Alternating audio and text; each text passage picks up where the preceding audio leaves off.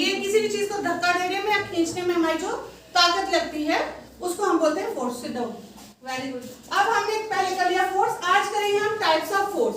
तो मेनली हम बोलते हैं कि दो टाइप्स हैं फोर्स की, एक है कांटेक्ट फोर्स, एक है नॉन कांटेक्ट। नाम से ही पता चलता है कि कांटेक्ट मतलब किसी के कांटेक्ट में आके, जैसे मोबाइल्स में कांटेक्ट होते हैं, आप नंबर रखते हो, किसी को कॉल करते हो तो दो लोग आपस में बात करते हैं, कांटेक्ट होते हैं। तो फोर्स में क्या है, जैसे मेरे पास चेयर है ना, तो हमने फोर्स में इसकी एग्जांपल दी थी। तो जैसे मेरे पास चेयर है तो इस चेयर को मैं वहां आगे कैसे ले जा सकती हूँ, इसको टच करके, इसके कांटेक्ट में आके। ऐसे मैं इसको बोलूंगी चले जाओ आगे, तो जाएगी नहीं जाएगी। तो इसी तरह से ये कौन सी फोर्स होगी, कांटेक्ट फोर्स, किसी के कांटेक्ट में आकर। और इस फोर्स को यूज करने में किसका होती है, यूज किसका होता है, मसल्स का। जैसे मैंने बोला कि अगर आपको इसको, छोटे बच्चों को अगर किसी स्टोन बड़े पत्थर को हिलाना होगा, जहाँ टेबल को धक्का देना होगा, तो ये इसको फोर्स ज्यादा लगेगी, इसके लिए मुश्किल होगा, लेकिन बड़े बच्चे के लिए वो इजी होगा। दूसरा आ गया नॉन कांटेक्ट, मींस कि आपस में टच नहीं करना बट उनके बीच फोर्स है। अब इसमें सबसे पहली है मैग्नेटिक, मींस कि मैग्नेट। देखो ऐसा कुछ हो सकता है कि बिना किसी को टच किए मैं उसको खींच लूं।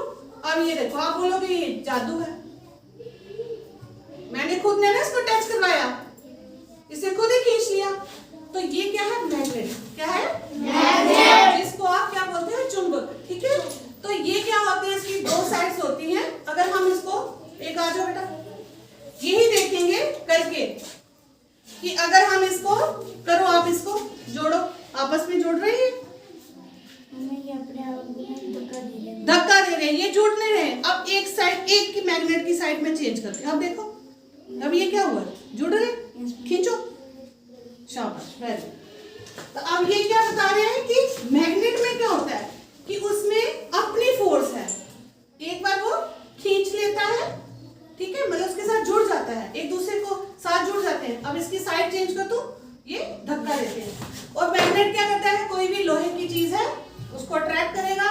ये प्लास्टिक है, अब इसको बोल रही हूँ, तो ये इसके साथ नहीं हो पा रहा। तो मैग्नेट जो है, इसके अंदर कौन सी फोर्स होगी, मैग्नेटिक। ठीक है, इसी तरह से हमारी होती है ग्रेविटेशनल फोर्स। ग्रेविटेशनल फोर्स होगी ग्रेविटी, जमीन में होती है ग्रेविटी, कि कोई भी चीज है, ये है, मैं इसको नीचे गिराऊंगी, ये ताकत लगेगी, नहीं लगेगी, नहीं ना लगी ताकत। तो ये क्या है, ग्रेविटी की फोर्स थी अपनी, तो वो आ गई ग्रेविटेशनल फोर्स, तभी तो कोई भी चीज है वो नीचे गिर जाती है। ठीक है, उसके बाद नेक्स्ट एक और है हमारी इलेक्ट्रोस्टैटिक फोर्स।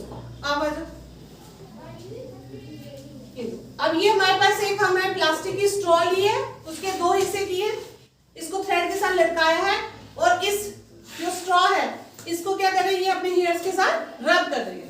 तो ये पेपर के साथ भी आप रब कर सकते हो।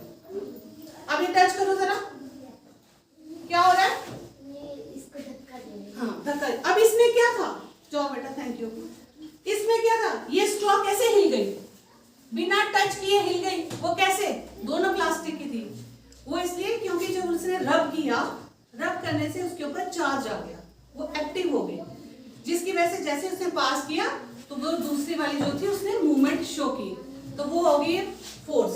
ठीक है, तो इस तरह से हमारी जो हमने की वो कौन सी फोर्स कर ली, कांटेक्ट, जिसमें मसल्स लगे, नॉन कांटेक्ट में आगे तीन तरीके की मैग्नेटिक फोर्स, ठीक है, जो मेटल्स की चीजों को अट्रैक्ट कर लेती है।